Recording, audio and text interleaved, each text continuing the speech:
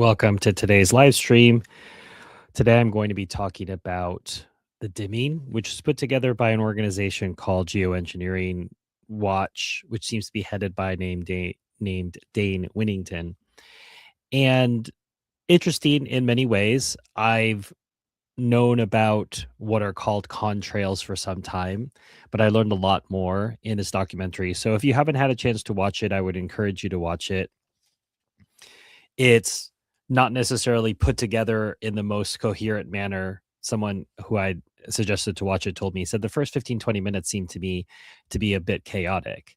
And I think that's true, but I'm not gonna blame someone for not being able to put together a very well done documentary. I think what I'm more focused on is the facts. And what's important to note is the falsity of the idea of these being simply condensation trails. So when you say contrails, you're talking about a trail that comes from a jet engine due to condensation at higher temperatures. So these come out, it comes out, it turns into ice crystals and then stays in the sky for a period of time. The problem with that narrative is that modern jet engines don't work that way unless they're under very specific conditions. And moreover, we have video evidence of bombers and other planes being able to turn on and off things that they were spraying.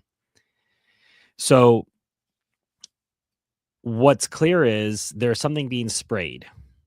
These are not condensation trails. Condensation trails, even if they were to occur, they disappear fairly rapidly. They don't descend and then turn into clouds and then turn into some kind of cover. And what the documentary goes through, and I think pretty conclusively proves, is that what is within these sprayings that happen all around the world, you see photos of them in Europe and in Asia and in Australia and in America and South America. Inside these sprays are barium, aluminum, strontium, arsenic, sulfuric acid in nanoparticulate form. And in that nanoparticulate form, they are able to reflect more. For example, aluminum is highly reflective. It also happens to be a desiccant, so it can suck up moisture as well. These can help to control the weather. Now, the argument could be from the people in charge, whoever is doing the spraying, that we're doing it for the greater good. We're trying to cool the earth. We're trying to control weather, or in any case, we're trying to figure out how to manage things. The problem is with the nanoparticulates that these are the size of viruses. In the film, we have to look at electron microscopy in order to even see these things. So these go into our body. The problem with aluminum in particular is that this is never good for us.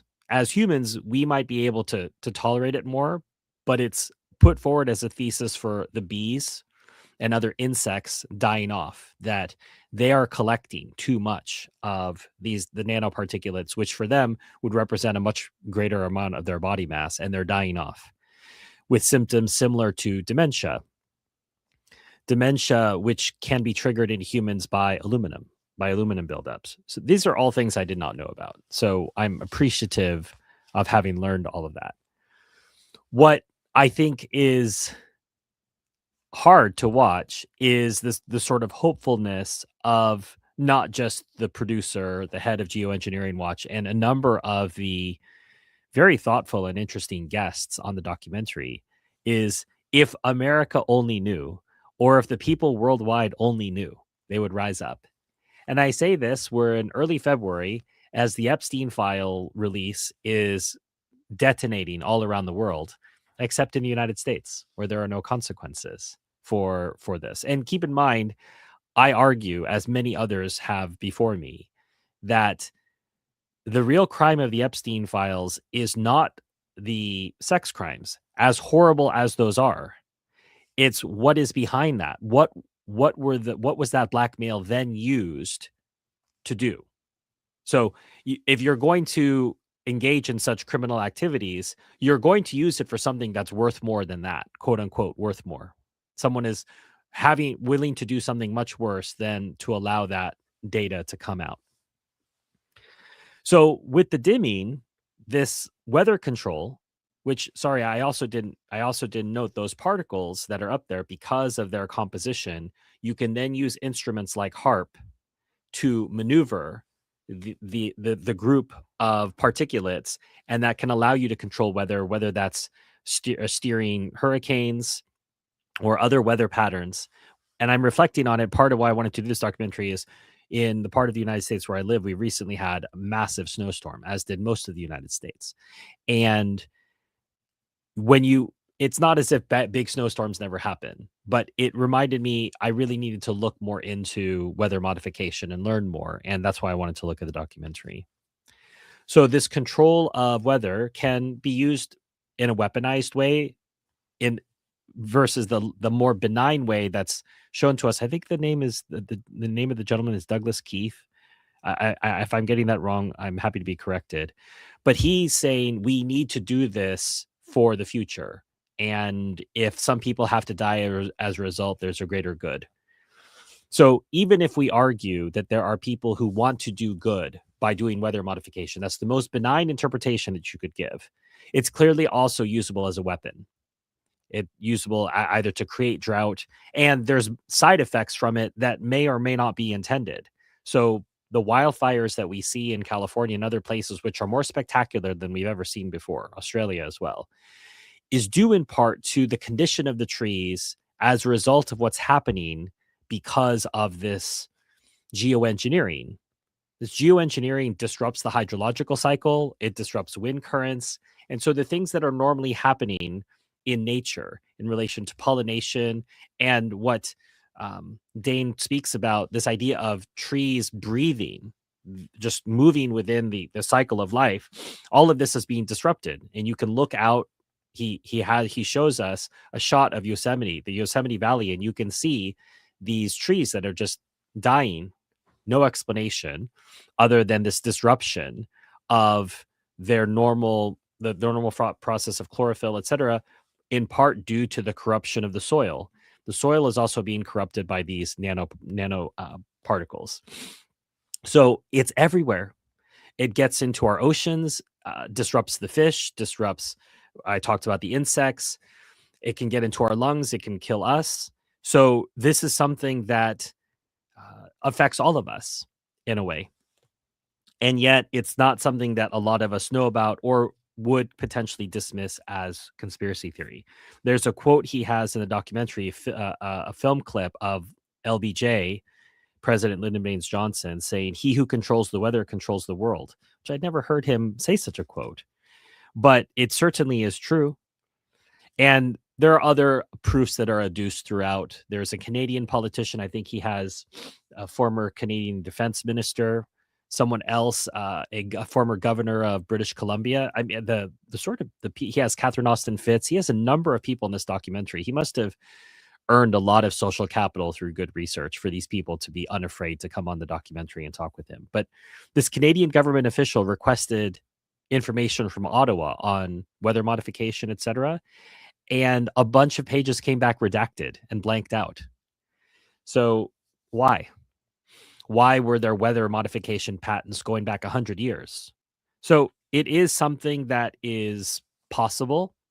Weather modification, it isn't so beyond the realm of control. We understand how storms form. We understand how rain comes. And if you can do something in order to modify that, you can use that to your benefit. If you say as the most benign way to benefit your people, to make it rain when there's no rain, or you can use it as a weapon to distract people, to punish people. There's a reference which I didn't have a chance to look into, but early on in the documentary, there's a reference President Ahmadinejad of Iran claiming that there was U.S. weather modification to stop them from getting rain, which sounds crazy when you hear it, but given that Scott Bessent, the U.S. Treasury Secretary, just admitted to crashing the Iranian currency purposely.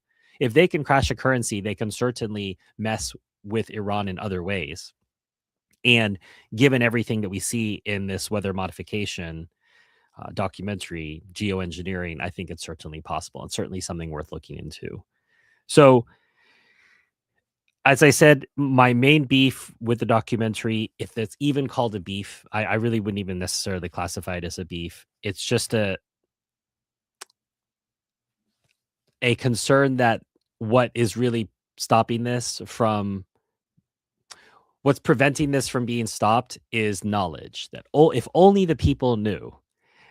You can put that into any if only the Führer knew, if only the Pope knew that the idea is if there is knowledge, then something would be stopped. And I think the past 10 years have shown us how wrong that is. Whether it's COVID, we found out that all of what we were told were lies, and then what happened? Nothing.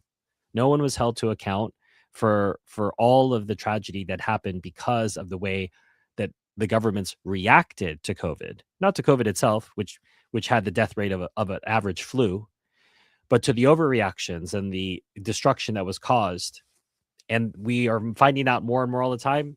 Nothing happens. Epstein, nothing happens. Now, it may take down an English government. You might see that happen in England. It hasn't happened yet, but it could happen.